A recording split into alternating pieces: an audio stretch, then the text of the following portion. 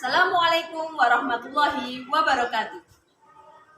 Halo, perkenalkan saya Citra Ayu Primasari, guru SD Negeri Rogoyudan.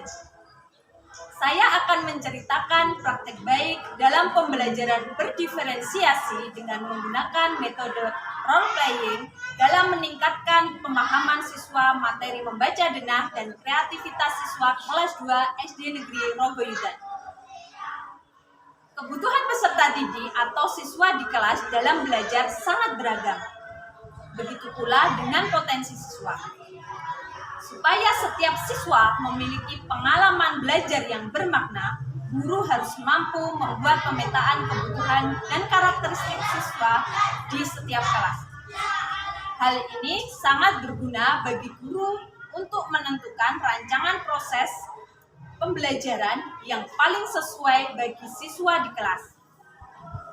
Pembelajaran berdiferensiasi adalah bentuk proses pembelajaran di kelas dengan disesuaikan kebutuhan keragaman belajar setiap siswa atau peserta didik.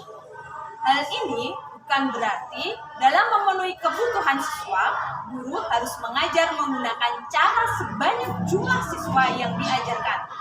Tetapi, guru dapat membuat kategori yang mewakili masing-masing kebutuhan dan karakteristik siswa, kemudian merancang pembelajaran sesuai dengan kategori-kategori tersebut. Terdapat 3 strategi dalam pembelajaran berdiferensiasi, yaitu diferensiasi konten, diferensiasi proses, dan diferensiasi produk. Sedangkan dalam merencanakan pembelajaran berdiferensiasi, guru harus mampu memenuhi 3 aspek, yaitu kesiapan belajar, minat belajar, dan profil belajar. Untuk membuat pemetaan kebutuhan dan karakteristik siswa, saya melakukan rancangan asesmen diagnostik baik kognitif maupun non-kognitif, yaitu yang pertama, berkomunikasi dengan guru mata pelajaran lainnya.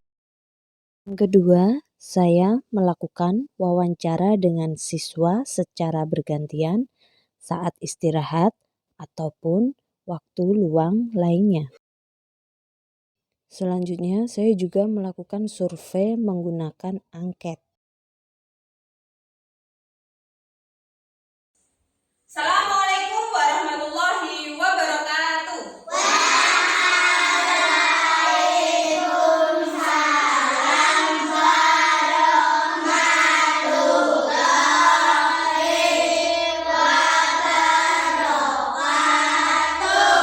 Ya Nana, sebelum pelajaran kita mulai, kita berdoa dulu. Silahkan Kira dipimpin berdoa.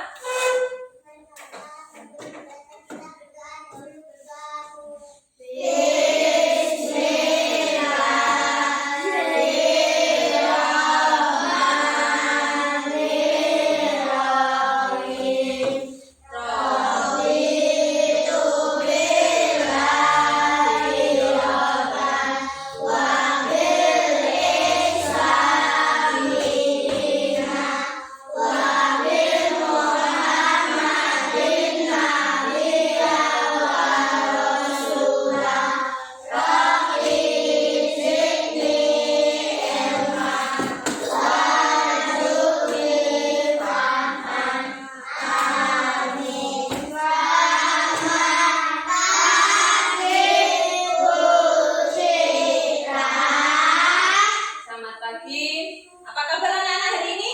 Sehat. Ya, sehat dan baik ya. Adakah teman kalian hari ini yang tidak berangkat? Tidak ada. Berarti semuanya berangkat dan semuanya dengan keadaan yang sehat. Oke. Hari ini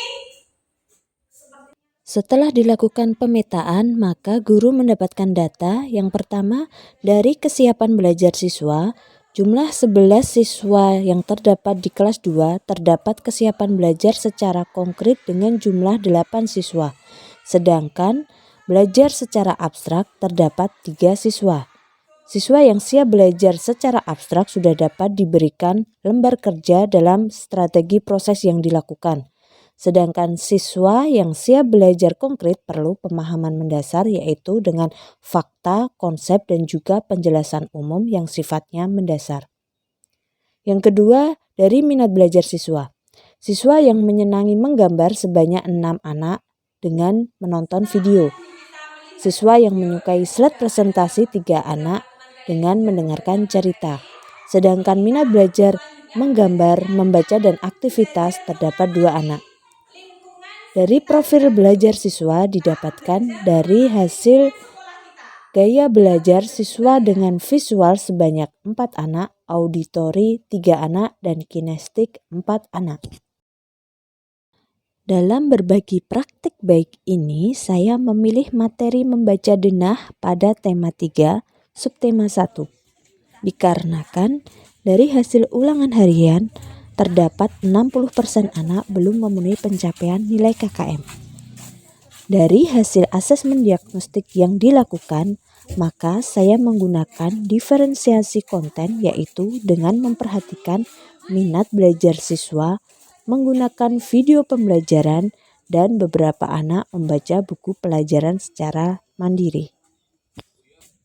Strategi proses pembelajaran yang saya gunakan, saya mengajak siswa untuk melakukan observasi di lingkungan sekitar sekolah. Setelah melakukan aktivitas observasi di lingkungan sekitar sekolah, saya menggunakan metode pembelajaran role playing guna memberikan pengalaman belajar anak yang lebih bermakna dan guna memenuhi profil belajar anak untuk memahami materi pembelajaran.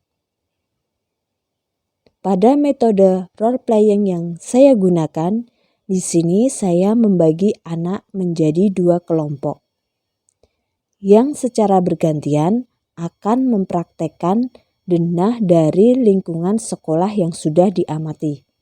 Sedangkan kelompok lainnya akan membaca denah tersebut dan menilai kebenaran letak suatu tempat yang dipresentasikan oleh kelompok lainnya.